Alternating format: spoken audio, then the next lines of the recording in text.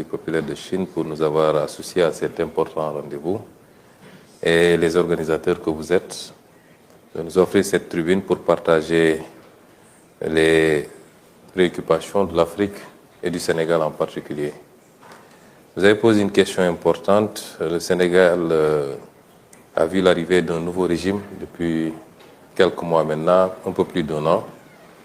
Et dans notre arrivée, nous avons travaillé sur l'instruction du président Bassirou Diomaye Diakhar Faye à l'édification d'un nouveau référentiel des politiques publiques. Le référentiel qui s'appelle Vision 2050, qui se projette sur les 25 prochaines années, est composé évidemment de la vision globale, d'un master plan décennal qui fixe l'horizon 2034 et d'un plan quinquennal, une stratégie de développement national. La question que vous posez relative à cette stratégie de développement national qui est structurée autour de 4 axes fondamentaux. Le premier axe, c'est la construction d'une économie performante, résiliente, évidemment en travaillant sur la mise en valeur d'un certain nombre de produits structurés autour de filières, d'une vingtaine de filières. Vous comprendrez que notre logique, c'est accroître la production au niveau de ces filières, mais travailler à la transformation dans ces filières également. Avoir la chaîne de valeur complète, ce qui induit une politique d'industrialisation évidemment. Le second élément tout aussi important, c'est le capital humain. C'est l'un des grands problèmes de l'Afrique et du Sénégal également, même si nous pouvons nous prévaloir de ressources humaines de qualité globalement. Il est évident que nous connaissons des pays qui ont pu se développer en misant sur la ressource humaine, le capital humain, sans avoir beaucoup de ressources naturelles. Mais je ne connais pas de pays qui se soient développés, même en disposant de ressources naturelles extrêmement importantes, sans un capital humain de qualité. Et c'est pourquoi aujourd'hui, l'un de nos objectifs dans un monde qui évolue très rapidement, particulièrement sur les nouvelles technologies, l'un de nos objectifs, c'est de beaucoup travailler sur le capital humain et sur l'équité sociale. Le troisième élément, c'est la réforme territoriale, qui est extrêmement importante et qui va se structurer autour de l'urbanisation, autour de 8 pôles de développement économique.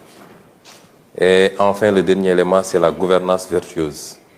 Évidemment, souvent, les questions de malgouvernance, de corruption, de gestion népotique sont des éléments qui gangrènent pas seulement les pays africains, mais c'est des phénomènes mondiaux. Et c'est beaucoup plus prégnant dans des pays à économie très peu développée. Et tant qu'on n'aura pas réussi à surmonter ces questions, il sera difficile de bâtir un développement solide. Donc voilà les axes autour desquels nous sommes en train de construire ce nouveau programme. Merci beaucoup. Il y a dans cette vision programmatique pour le développement du Sénégal une stratégie nationale du développement du secteur privé qui fait partie de cette vision du Sénégal 2050. À cet effet, le Sénégal dispose d'avantages comparatifs en Afrique, je dirais en général, mais aussi en Afrique de l'Ouest. Je pense que les avantages comparatifs sont forts, qui permettent d'attirer les investissements directs étrangers vers votre pays. Pour renforcer cet acquis, quelles sont les réformes majeures que vous envisagez de lancer pour rendre encore plus attractif et performant l'environnement des affaires au Sénégal? Oui, je crois, comme vous l'avez dit, le Sénégal a des atouts assez appréciables dans la zone de l'Afrique de l'Ouest d'abord, mais en Afrique de manière générale. C'est la raison pour laquelle peut-être que c'est le pays qui capte le plus d'investissements directs étrangers en Afrique de l'Ouest. Et il est classé dans le top 5 des pays africains qui captent le plus d'investissements directs. Beaucoup d'atouts, comme vous l'avez dit, ça commence par sa position privilégiée dans les chaînes d'approvisionnement. Le Sénégal, c'est la pointe la plus avancée en Afrique de l'Ouest, qui est pratiquement à 7 heures de vol du continent américain, du continent européen et de tout le reste de l'Afrique.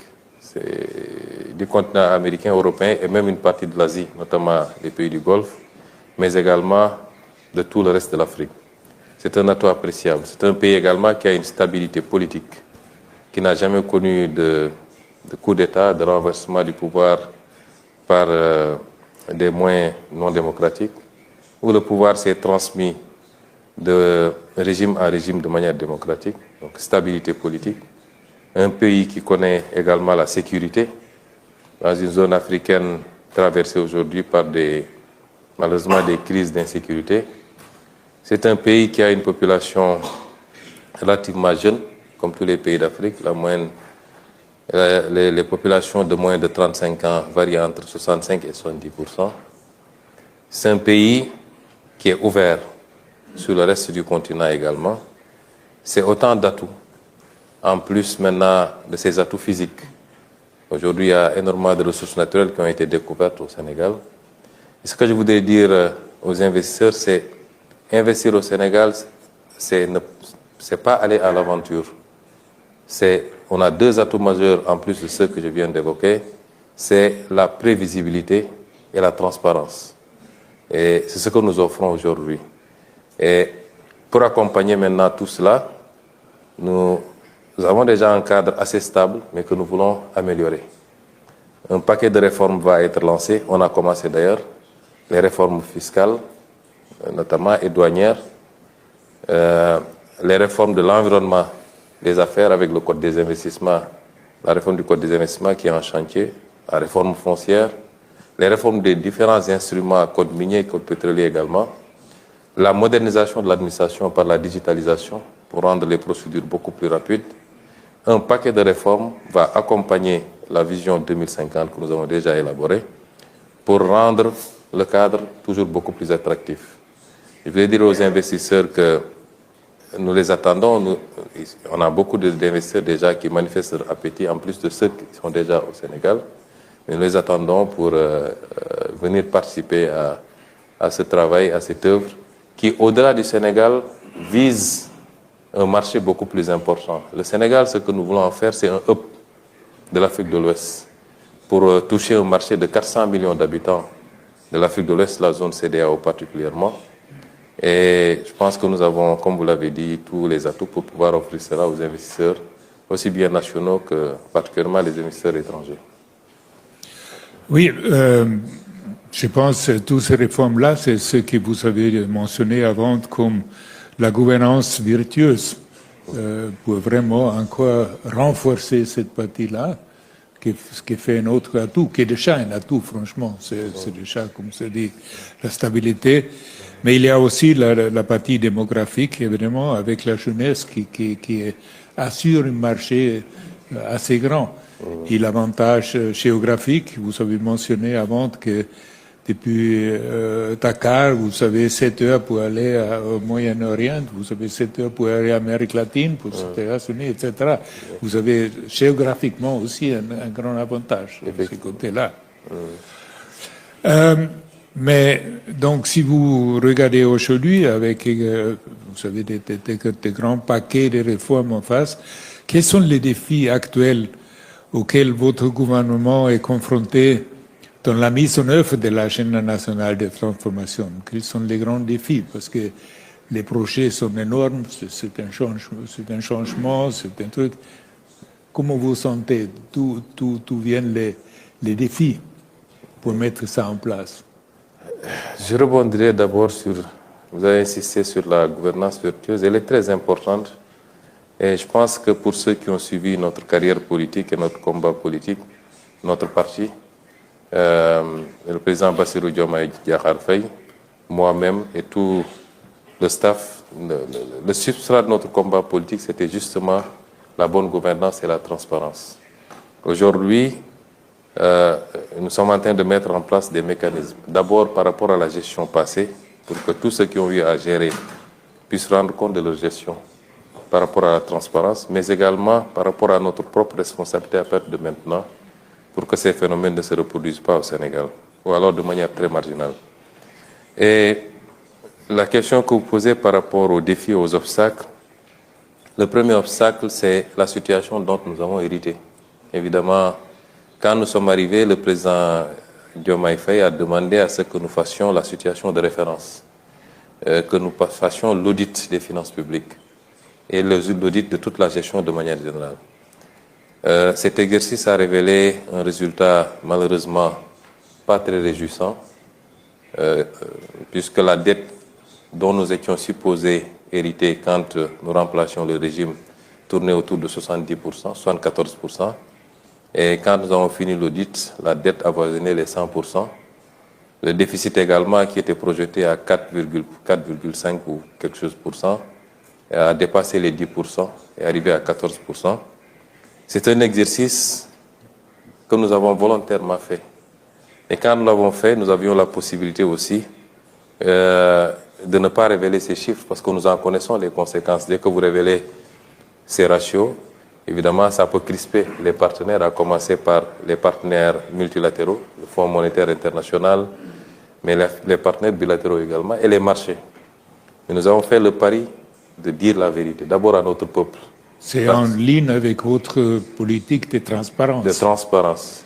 Que je pense que c'est la base de la confiance. De la confiance, justement. De regagner la confiance. Justement. Et nous pensons que, évidemment, l'effet que cela doit produire vis-à-vis, en tout cas dans nos relations avec tous les partenaires, ça doit être une confiance renouvelée. Parce que je ne suis pas sûr que si on se livrait à ce même exercice dans beaucoup d'autres pays, on ne découvrirait pas plus que ça.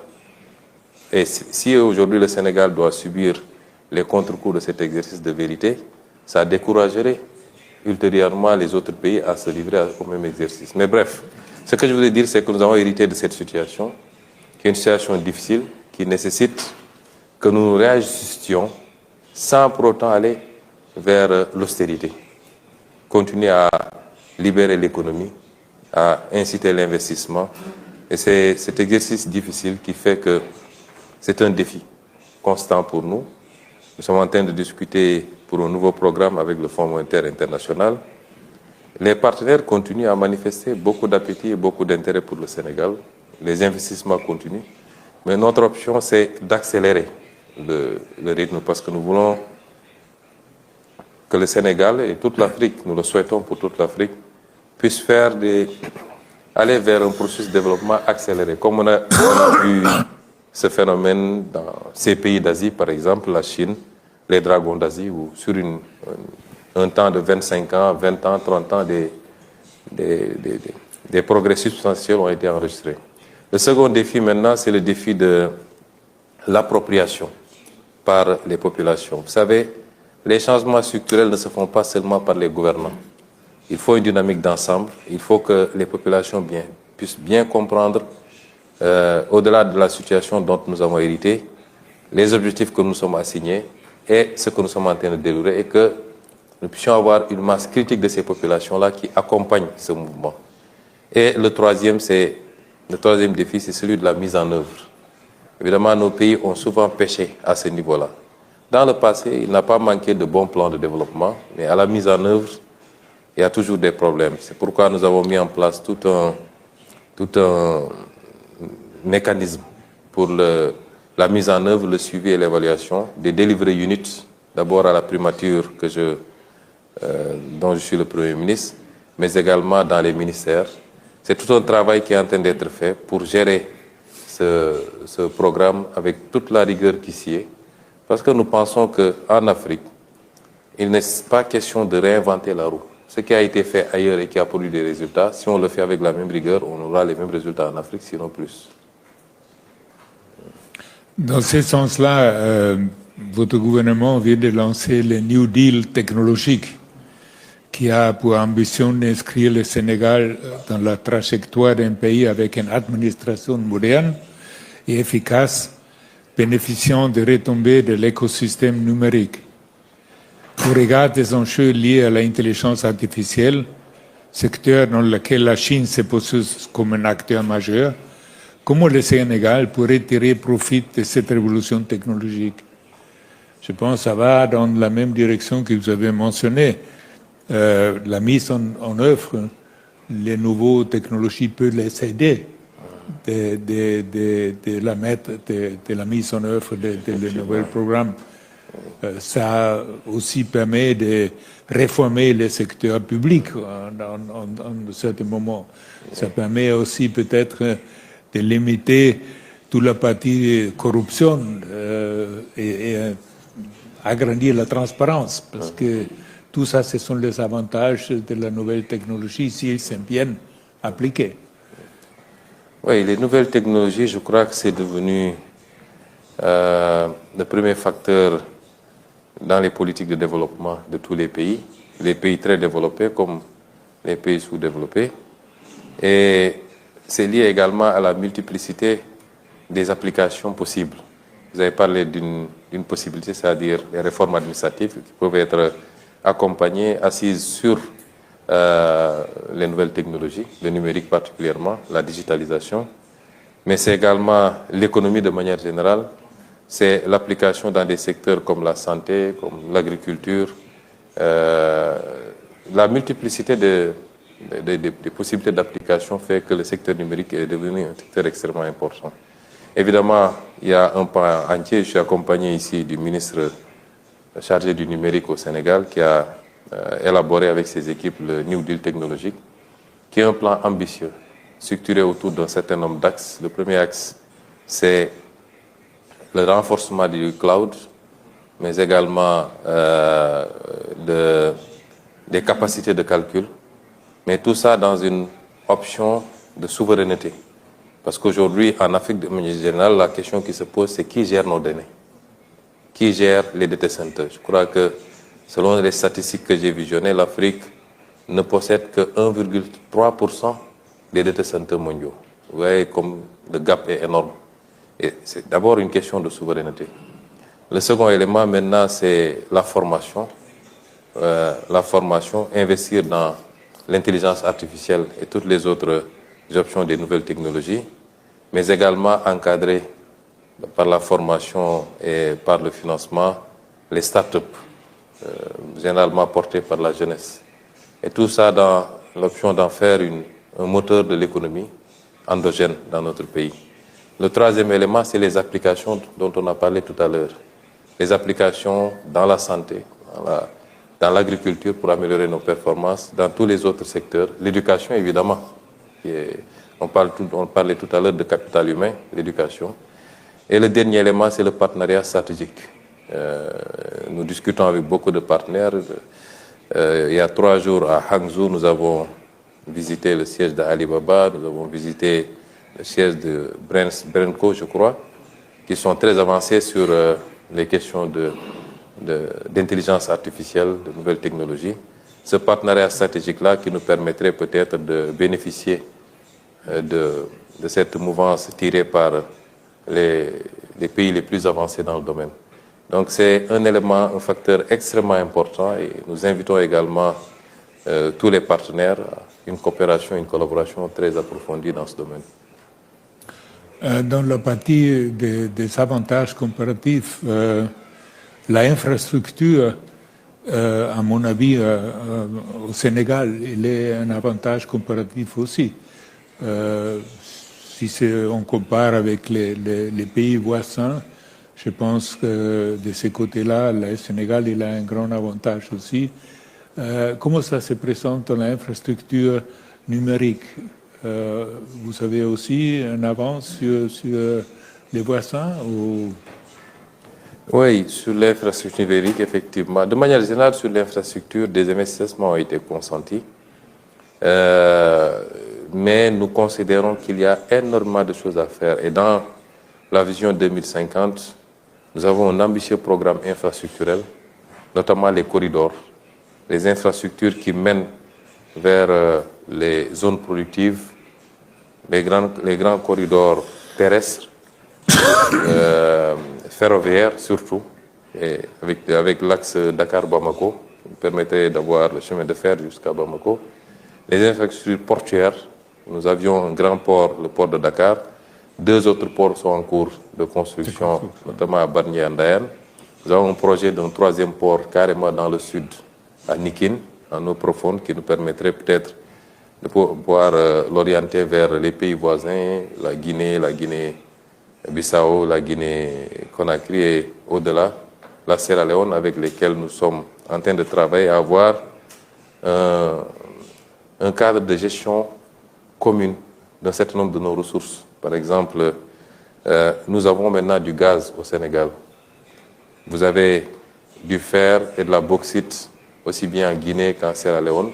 Nous pensons qu'en mutualisant, nous pouvons aujourd'hui mettre en place des infrastructures de transformation locale de ces produits au lieu de continuer à les exporter bruts. Donc, il faut des infrastructures pour gérer tout cela. Et nous y travaillons, des corridors qui nous permettent de traverser les frontières et de servir toute la zone de l'Afrique de l'Ouest. Et les infrastructures aéroportuaires également. Nous avons trouvé un programme déjà d'aéroports régionaux, mais nous avons un programme pour en faire beaucoup plus, pour que le trafic aérien, le trafic terrestre, le trafic ferroviaire, le trafic maritime et fluvial, au-delà du Sénégal même, qu'il puisse être sous-régional et nous permettre d'avoir carrément, de faire du Sénégal un hub, mais de distribuer à travers tous ces pays. Il en est de même pour l'infrastructure numérique. Effectivement, nous pouvons dire avec beaucoup d'humilité que le Sénégal a une nette avance sur beaucoup de nos pays voisins. Si je prends par exemple notre société nationale de téléphonie, elle est présente dans beaucoup de pays, elle est présente en Sierra Leone, elle est présente au Mali, et je crois qu'elle est présente également en Guinée. Et évidemment, mais nous considérons que c'est par rapport à ces pays-là, mais nous sommes largement en retard comparé aux meilleurs standards, et nos ambitions, c'est d'aller vers ces meilleurs standards, beaucoup plus que ça. Peut-être la dernière question, je vois le temps. Monsieur le Premier ministre, au regard du contexte géopolitique actuel marqué par l'exacerbation des conflits, y compris malheureusement en Afrique, les dérèglements climatiques, les entorses aux règles de la OMC et du multilatéralisme, une gouvernance mondiale biaisée par un ordre international issu de la Deuxième Guerre mondiale, mais encore là, quel regard portez-vous sur le processus de développement de l'Afrique qui accuse un retard structurel en dépit des richesses du continent, de ses avantages comparatifs en termes de ressources naturelles et démographiques? Peut-être une vision plutôt sur l'Afrique de votre point de vue. Oui, d'habitude, nous aimons parler de l'Afrique de manière générale parce que nous croyons à l'Afrique. L'Afrique dans sa globalité, au-delà des frontières qui sont issues d'un processus que vous connaissez très bien. Mais ça ne nous empêche pas de voir que l'Afrique aussi, c'est plusieurs réalités. Souvent, quand de l'extérieur, on parle de l'Afrique, c'est comme si c'était un seul pays. C'est 53 pays avec souvent des réalités assez différentes. Et c'est difficile de parler uniformément d'une seule voix pour toute l'Afrique. Et ça aussi, il faut qu'on l'intègre. Il y a des réalités sous-régionales en tout cas. L'Afrique de l'Ouest est constituée dans une sous-région avec la CEDEAO, même si on a quelques problèmes avec certains pays qui ont quitté. Mais géographiquement, aucun pays ne peut se déplacer. Donc c'est une réalité. L'Afrique de l'Ouest, sur 6 500 000 km², un peu plus de 400 000 habitants, avec des ressources naturelles énormes. Il en va de même pour l'Afrique australe, pour l'Afrique centrale, pour l'Afrique du Nord. Et la théorie des cercles concentriques qui permettait de construire des modèles de développement à partir des zones, des sous-régions, et ensuite de pouvoir se retrouver les 4 ou 5 sous-régions, est la meilleure à mon avis. Pour l'Afrique de l'Ouest particulièrement, vous l'avez dit, nous sommes dans un contexte géopolitique assez particulier, avec une recomposition. Depuis des années, je parlais du piège de Thucydide, avec puissance, un empire qui dominait le monde et qui, de plus en plus, voit d'autres arriver. Vraiment, ça crée des réflexes qui peuvent être des réflexes de repli.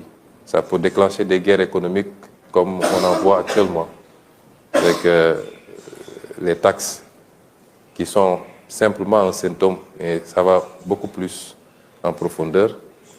Et l'Afrique doit pouvoir se positionner et capter les dividendes de cette situation. C'est extrêmement important ce que je dis. Évidemment, le monde, comme l'a dit tantôt le Premier ministre chinois, doit expérimenter d'autres espaces de croissance. Pour moi, il y a deux espaces de croissance possibles. L'espace immatériel, et c'est forcément avec les nouvelles technologies qui vont tirer. L'économie classique centrée sur la production agricole, la production industrielle, la production minière, ainsi de suite, va continuer à faire ce qu'elle fait. Mais elle a été dépassée depuis longtemps par l'économie numérique. Et cette économie numérique est le premier espace dans lequel nous avons déjà une compétition assez féroce entre certaines grandes puissances. Mais il y a l'espace géographique qu'il faut rechercher. Et cet espace géographique ne peut être que l'Afrique. L'Afrique est le seul continent où tout est à construire aujourd'hui. Le seul continent où tout est à construire. Et c'est un marché important, avec une demande de plus en plus importante en produits industriels et en services sophistiqués. L'Afrique, ce sera 25% de la population mondiale en 2050. C'est un marché important. Et je pense qu'au-delà des défis auxquels on est confronté, le défi de la stabilité politique, le défi de la sécurité, il est important que le monde comprenne que c'est maintenant qu'il faut miser sur l'Afrique. S'il ne faut pas commencer tout de suite et maintenant avec tout le monde, il y a des pays qui sont moins prêts et je pense que le Sénégal en fait partie, puisqu'il offre toutes les garanties d'un investissement sécurisé et profitable. Et il n'est pas le seul. Et je pense qu'aujourd'hui, c'est le message qu'on peut lancer. Mais il y a une bonne partie du travail qui doit être fait par nous-mêmes, Africains. Nous devons quand même donner les garanties et les gages qui permettent au monde d'avoir cette assurance-là, de venir investir massivement en Afrique et de nous permettre d'accélérer notre cycle de développement pour, sinon rattraper le reste du monde, mais aujourd'hui être au rendez-vous, comme disait le président Senghor, du donner et du recevoir. Pour le moment, on n'est pas encore à ce rendez-vous. Et nous en sommes conscients, nous au Sénégal en tout cas. C'est le message que nous livrons à tous nos frères et sœurs africains d'abord, de faire le travail qu'il faut pour pouvoir créer propice à cet investissement. Mais c'est le message aussi que nous lançons aux investisseurs. En tout cas, spécifiquement pour le Sénégal, je pense qu'aujourd'hui, toutes les conditions sont réunies pour faire du Sénégal un hub pour l'Afrique de l'Ouest et pour le reste. Et nous invitons tous les investisseurs de ce forum. C'est le sens d'ailleurs de l'organisation du forum Invest in Sénégal qui sera organisé les 7 et 8 octobre. Il sera un grand forum qui nous permettra de présenter aux partenaires les options qui leur sont offertes au Sénégal. Écoutez, Premier ministre, merci beaucoup pour cette très positive prévision, tant pour l'Afrique, mais surtout pour le Sénégal.